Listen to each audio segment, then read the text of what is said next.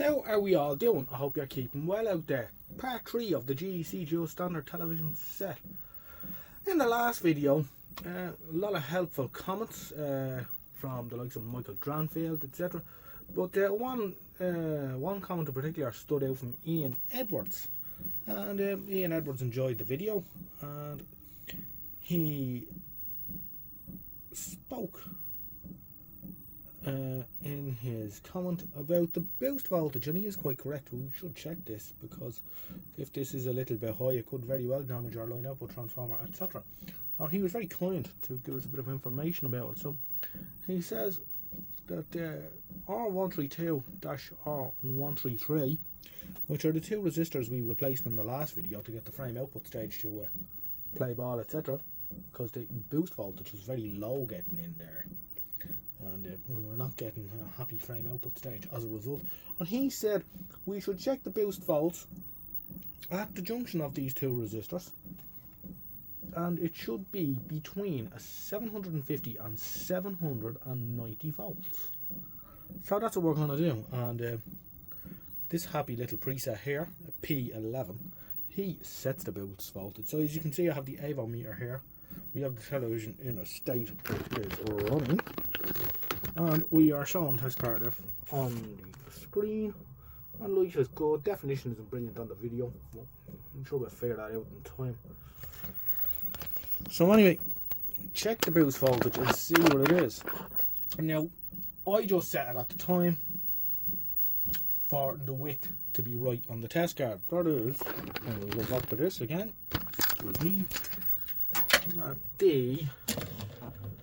just the edges of the test card are visible, right? And that should correspond roughly with a correct boost voltage. However, let's see what it is. As you can see, I have ground and strap on the chassis, so I will dab with the probe. Dab with the probe.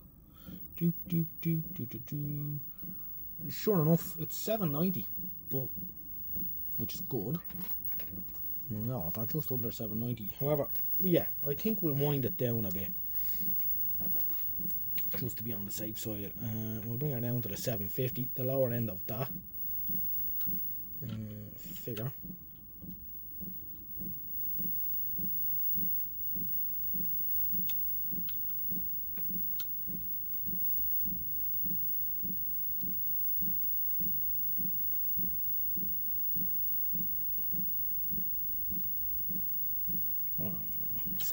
Now let's see how the screen looks. Ooh, we've lost our width quite a bit.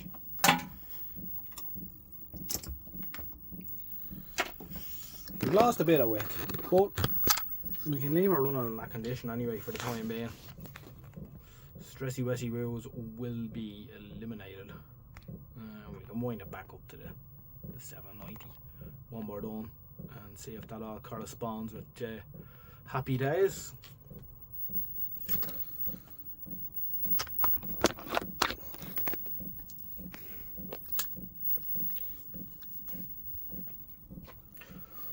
Oh, television's running well.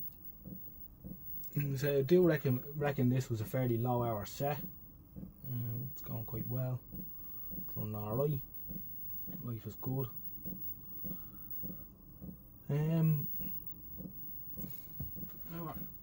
The linearity in the frame stage is still giving us a bit of jip, and we cannot set it right. So, apart from anything, I think we will check, as Michael Dranfield quite rightly said as well, the cathode bypass, which is in the back here. I think we'll just replace that. So we'll get that out and see what value that is. As I say, I haven't yet dug out the service information for this. Time hasn't allowed me to do that, but we'll see how we get on with this. I got them out, 220 microfarad, 25 volt. Upper limit 30 volts. Look at that. No date code on it. As such, well, that's a date code of some description. 4718 149.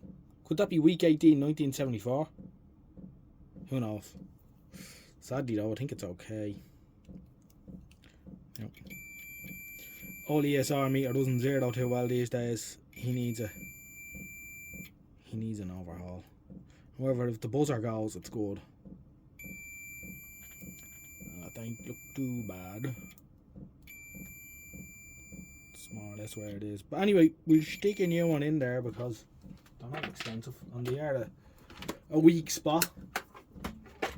So we'll get a 220 out and bang it in. I found a nice replacement here. Look at this, 220 microfarad, 35 volts. That's going to go in nicely. I like using axial caps when I find them in place of axials, so that's nice.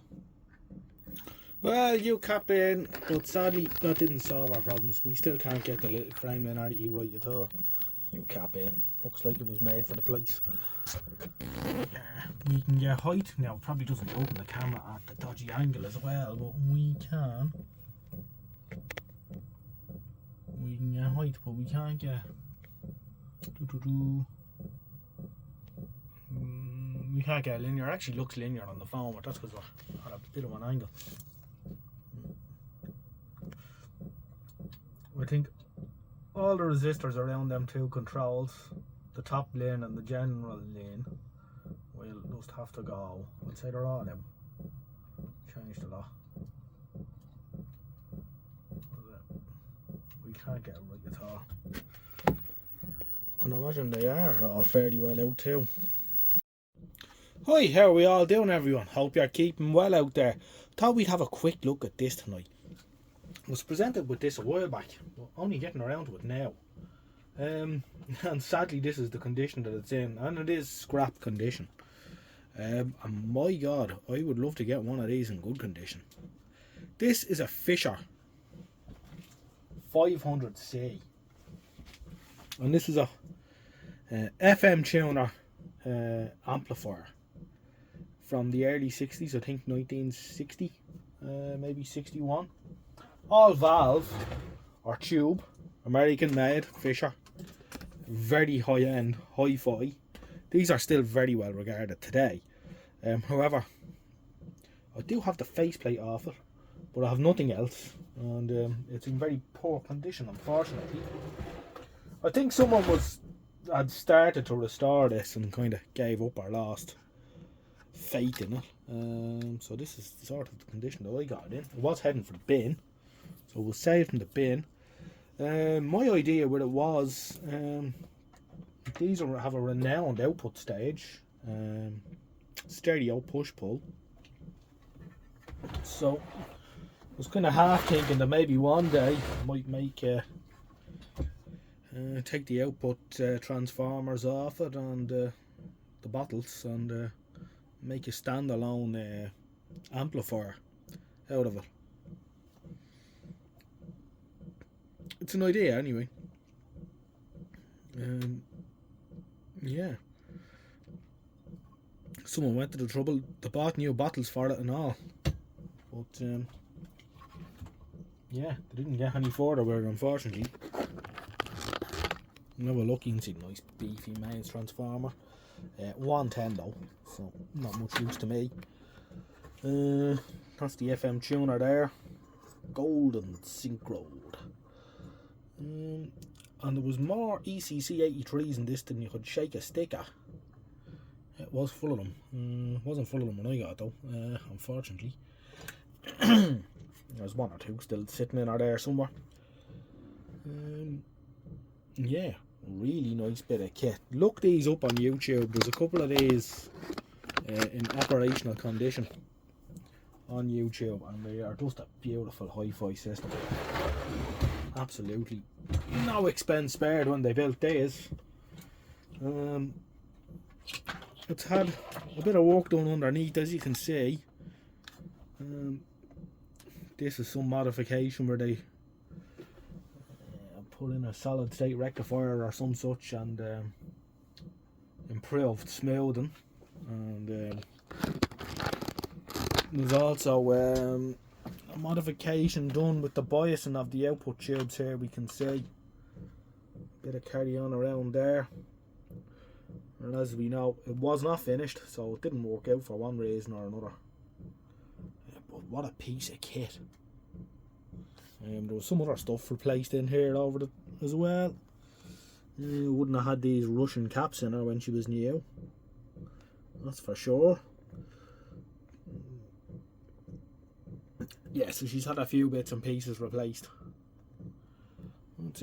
I think if we scrap the output transformers and the output end of it and built it on a nice standalone chassis, we'd have a lovely amplifier.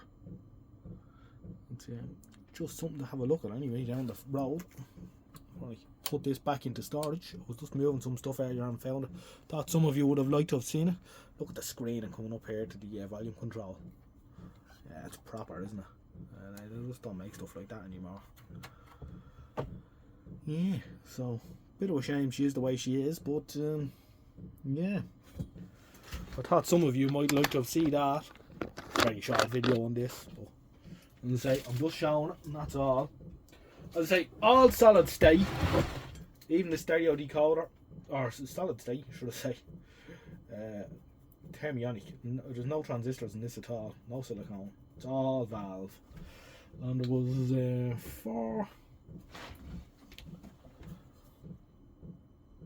6, 8, 10, 12, 14, 15, 16, 17, 18, 19, 20 valves in this thing. Unbelievable. One complicated bit of kit. So there you are. A quick look at the remains of a Fisher 500C. I thought you might like to see it. And we'll catch you in the next one. Take care. Oh, and do give me your thoughts on what you think I should do with it. I won't be restoring it, so don't bother suggesting that. But do you think it's a worthwhile project to scrap it and make a standalone amplifier out of it? I think it is anyway. Good luck.